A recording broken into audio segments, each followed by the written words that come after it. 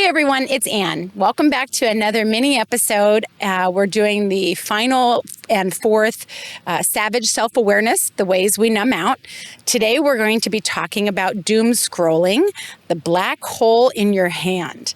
You know the drill. You pick up your phone to check the weather and suddenly you're 6 TikToks deep into conspiracy theories, comparing your life to someone's curated highlight reel, and emotionally invested in a dog you've never met. Doom scrolling is like a slot machine in your hand. Hit refresh, maybe this time you'll feel better, except you don't. You feel worse, more anxious, more behind, more, what the fuck am I doing with my life? And that's the savage truth. While you're staring at everyone else's life, yours is sitting there untouched. Today we're stripping down the endless scroll and asking, what are you avoiding in your own life while you're busy watching everyone else's? So doom scrolling is a big one. I think the more that we get plugged into all of the different kinds of social media, the easier that it is to just pick up your phone. And like it says in the intro, you sit there for 2 minutes and before you know it, you look up and an hour has gone by and you don't even know what you've watched. Being invested in someone else's dog that's not even yours, your dog is probably sitting there looking at you going, hey, can I have some attention? You know, it's pretty amazing because the things that we avoid looking at in our own lives, scary a little bit. And we just keep numbing on top of numbing, on top of numbing, on top of avoiding, on top of all of that.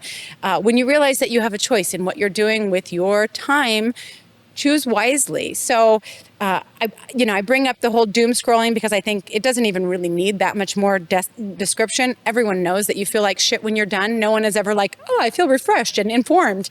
That's not anyone's response to the 2 hours that they just lost. Also, the thing I want to say about scrolling too that's really important. If you're laying in bed scrolling, know that you're not setting yourself up for success. Read when you go to bed. Do something else when you go to bed. Meditate when you go to bed. Literally anything besides being on your phone. Our phones are overstimulating. You're laying in your bed telling yourself, I want to go to sleep, while you're completely contradicting that with overstimulation of all of these different things that are happening. Just be aware of that. What you do with that information is your business. I'm not trying to tell anybody their business. This whole Savage Self-Awareness series is only just to have you be able to look at things honestly. Be honest with yourself. Don't be honest with anybody else if you don't fucking want to. Who cares? But be honest with yourself. You deserve that from yourself. So if you're laying in bed doing that and you're wondering why you're not sleeping well, you've completely not set yourself up for success. And if you don't want to, give a whole hour before you go to bed without your phone, try 10 minutes. Try anything, right? For me, I don't get on my phone an hour before I go to bed. I sleep like a fucking baby. Sleep like a fucking baby. Other people, I don't know why I'm not sleeping right. And I ask them, like, are you on your phone right until you go to bed? Yes. Well, I don't want to point out the obvious anymore, but seriously, fucking stop it. Here's a couple of pro tips that I thought were pretty fun, just for not only the how to be better about it, but then also the challenge that I've been giving in these little mini series. So here's some pro tips for if you want to improve your use of social media. Move social media icons off of your home screen on your phone. So if they are in a folder, and label the folder something like, are you sure you really want to, right? Because that's a good one, right? So if you want to put those in there, just another level of making you think. Do you have 2 hours to spend? Maybe that's what you're labeling the folder that has your social media. Do you want to kill 2 hours? And for me, again, there's nothing wrong with social media. Use it if you want to, do whatever you want to, but just be aware that when people say like, oh, I don't have time for that, I'm like, let's just take a look at just today. How much time you've spent on your phone, how much time you've spent in front of the TV. Don't do the whole, like, I don't have time for that. That's bullshit. You're lying to yourself. It's not even about anybody else. It's literally just about lying to yourself. What could you put in those 2 hours that would actually give value to your life instead of making you feel drained and like shit afterwards?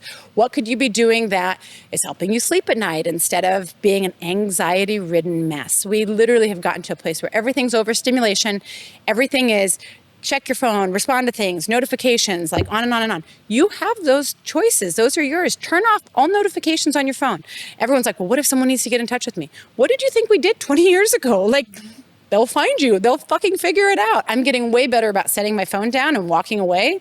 What a beautiful thing that is. Thank you, Caitlin, for that one, because I think she's actually starting to pick hers up more, and I'm starting to set mine down more. So, I mean, I guess we have to do that to like even out the planet. I don't know. I think it's amazing. So my first pro tip is move your social icons into a folder that makes you think about it before you open it. The other thing is, if you do want to, and you say, okay, be honest with yourself. I have an hour. Then set a timer for an hour. And then when the hour comes and goes, fucking turn it off and go do whatever the rest of your life is. Is that hard? Yes. That's a discipline level that's like An hour is way too long. Oh, it is, but like think about what people do, because here's my next thing. My savage self-awareness challenge for this topic is have a little notes in your phone. Every day, record your screen time.